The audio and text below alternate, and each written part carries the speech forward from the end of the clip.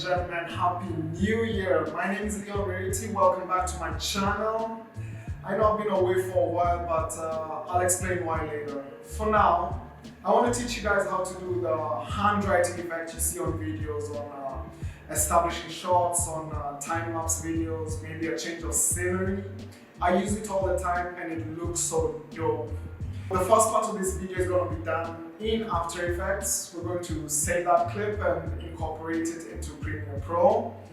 The font I use is called Gloss and Bloom. The link is in the description. So once you open up that link, this is the page you'll find. Go ahead and hit download, open that folder, and double click on the TTF file. It's going to ask you if you want to install font. Install the font. It should be automatically there in your After Effects if you haven't already opened it. If you have it open and it's not there yet, just close After Effects and open it back up. It should be there, okay? So in After Effects, we're going to click on New Project, double click on New Composition.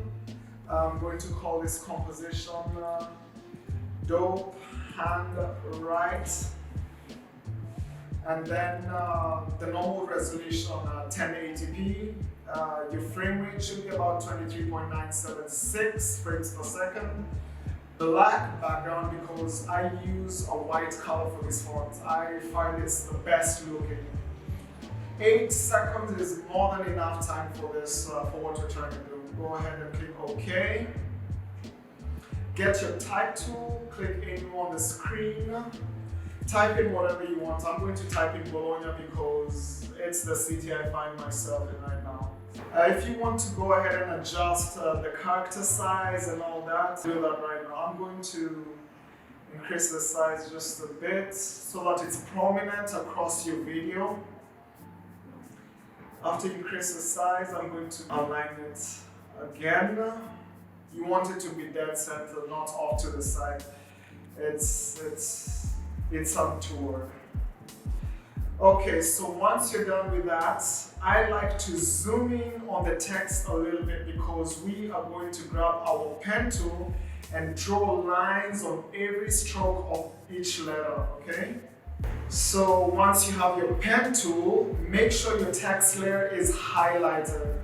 Because if it's not and you start using the pen tool, what it does is it creates another shape layer, and you do not want that. It gets messy. You have to be there.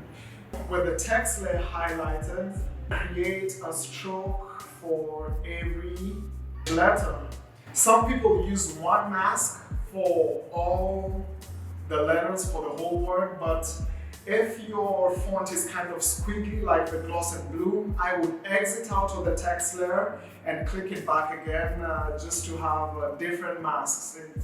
It makes for a cleaner job, okay? So go ahead and click outside the layer, click inside again, do another mask. You can tell the different masks because each stroke is a different color. That's how you know you have different masks. So exit out, go back in, another mask for the O. I'm going to forward through all of this so that you don't have to sit through this. And if you find you're running out of room, all you have to do is just hit the H button on your keyboard, which is the hand tool. Click and hold and drag your screen over to wherever you want it to be. And to go back to the pen tool, hit the G button on your keyboard. Once you're done, go back and zoom out or click fit so that it fits to the screen. And then what we're going to do is right click on the text layer. And then we are going to go through Effect, Generate, and Stroke. And you're going to check the box that says All Masks because we have different masks for every stroke or every letter. I'm saying stroke a lot, huh? Okay, the brush size, I'm going to put this up to 11. What it does is it increases the width of the brush size just enough so that with every stroke it reveals the whole part of the letter. You do not want it revealing just a little bit and it'll all look like garbage after. And then after you have clicked on all masks, you are going to come to your timeline, go into 1 second when you want to start your handwriting effect. And for the end, you're going to do 0%. And then click on the stopwatch. You have to make sure that it's highlighted blue. What that means is at 1 second, it's going to be 0% finished. Okay? Then we're going to go into 3 seconds, and then we are going to change that to 100. And then on paint style, you are going to pick reveal original image. Okay? Now if you play that back, see what happens. And there you have it. Okay, so let's save this. Go to export, add to render queue. Click on this to save it under whatever name you want to save it in.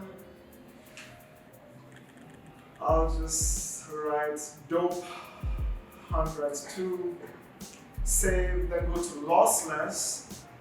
And here you're going to choose RGB plus alpha. Now what that does, you see the black background we wrote the word on? If you want to incorporate this clip onto another video, maybe a scenery behind you, you'd want RGB plus alpha. This takes away the black background. So you're going to click on OK. You're going to hit render.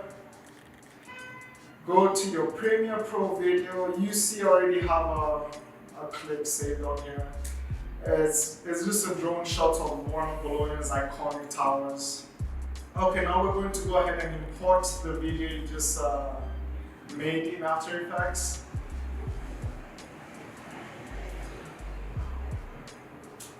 And there you should have it.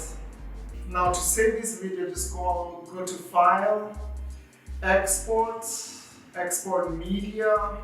Go here and go to Entire Sequence. Click here to save it under whatever name you want. And export. So while the video is exporting, I'm going to explain to you guys where I've been this whole time. The end of last year, I got a really huge gig for this company called Fabri.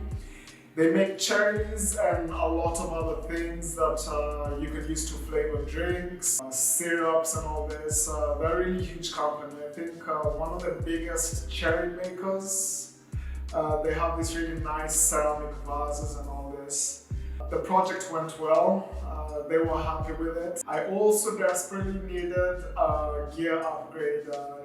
If you can see this is the 16 to 35 wide angle zoom lens, the version 3 f2.8. I also got the 5D Mark IV, which I'm shooting at the moment, and the lens that's on there is the 85mm 1.4 IS USM. Yes, it costed a lot, but I desperately needed this upgrade. And since I'm set back up with YouTube and all this, one of my goals for this year is to put out a video every week, at least one video every week. For the longer travel vlogs, that's going to be every now and then, depending on cash flow. You know what I mean. There's going to be a lot of content this year. Anyway, that being said, let's go back to the video, see how it came out.